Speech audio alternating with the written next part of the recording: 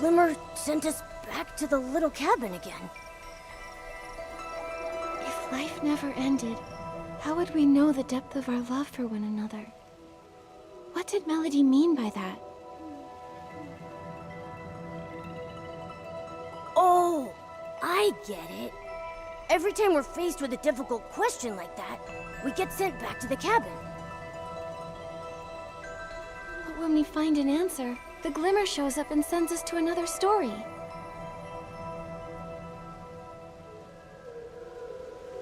Yes, but where are all these questions coming from anyway? Who's giving them to us? And why didn't Melody get sent back with us? Never mind.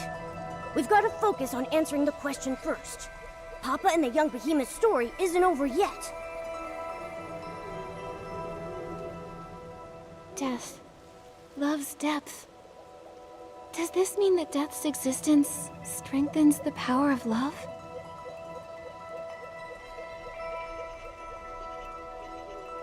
I guess that sounds right, but wait. Love is a miracle all on its own. Why does it need death to measure its worth? Just like Papa and the young behemoth.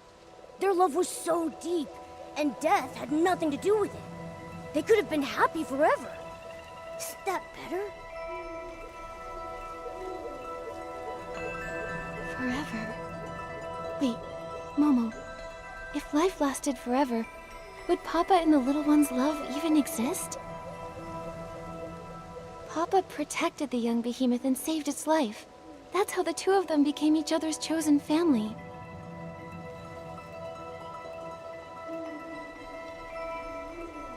You mean if the little one could never die, Papa wouldn't have needed to save it? They might have never gotten to love one another?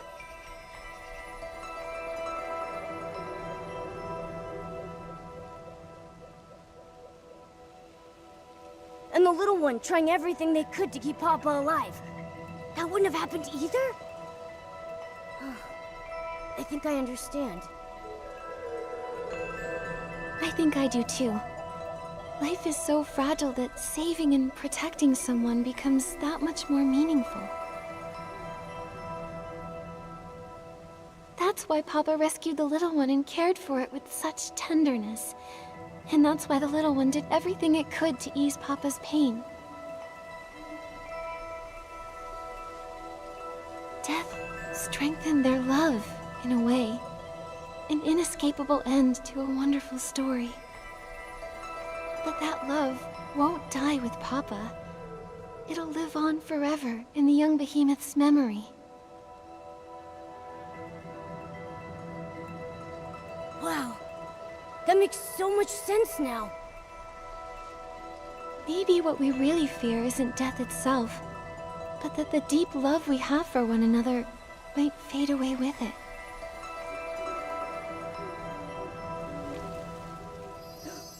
The glimmer! It's back! Looks like we found the right answer, Nikki! There it is! On that photo over there! Let's take a look.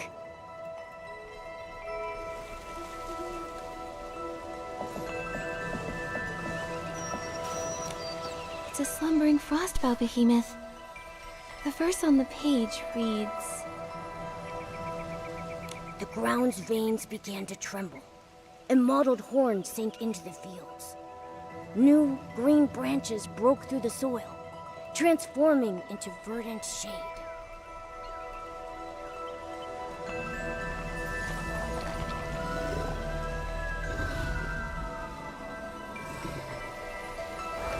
We're back! Melody's over there. I want... Melody, you came back? I did. I've come to see friends, new and old. It's been so long since I've seen it sleep so peacefully. Thank you.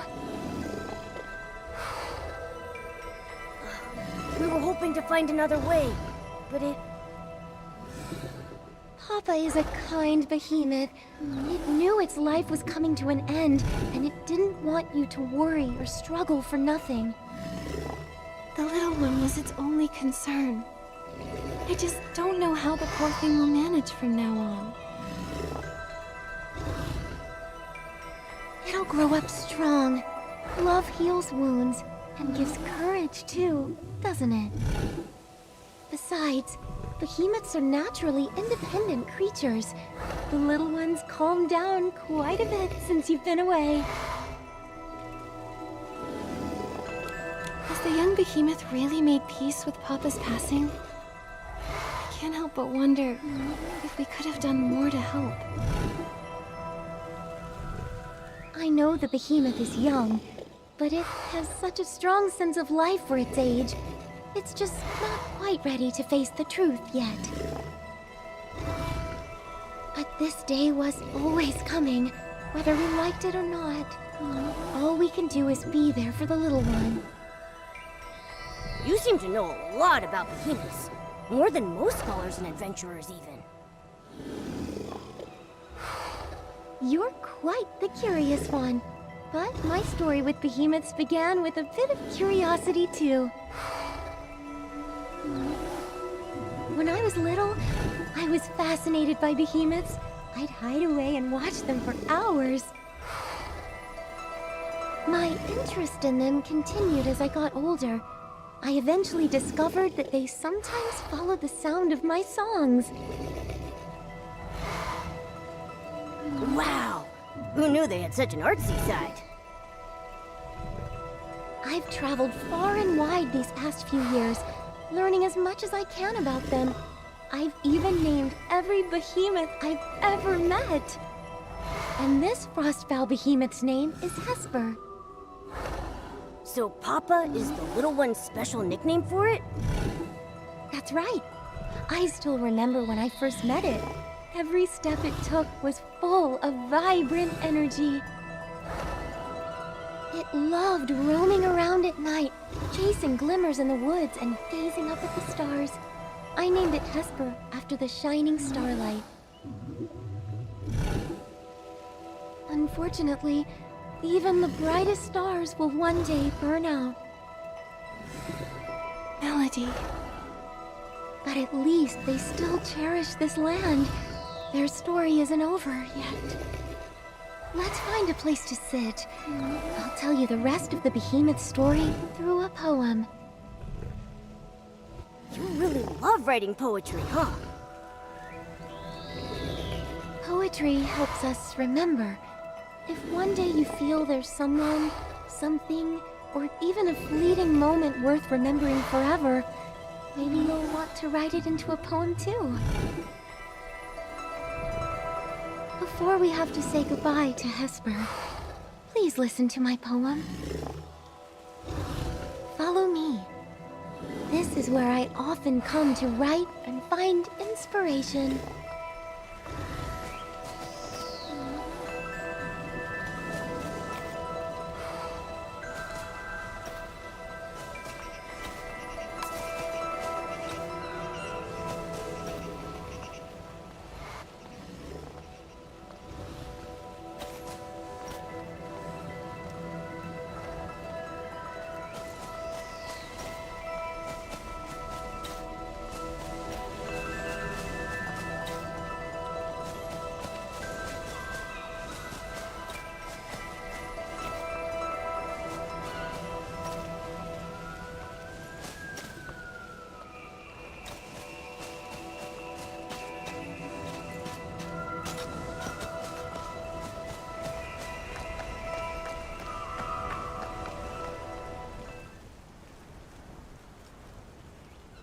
Melody, we're ready. Now then, where shall I begin? A behemoth's journey begins with separation. When they walk alone into the storm, they truly know loneliness.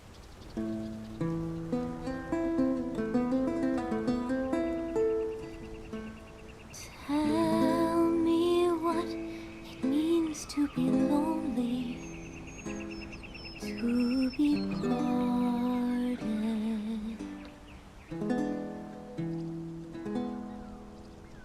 Warmth leaves us vanishing quickly, like dew in the morning.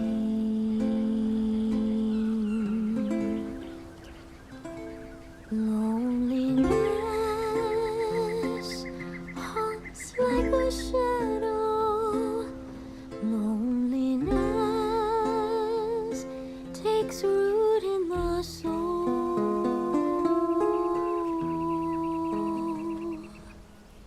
But this loneliness gives them a deeper understanding of farewells, more romantic than even poetry. Where the journey came to its end, and a lifetime returned to dust, springs an elder wood, watching over the clumsy first steps of the young amidst the bloom.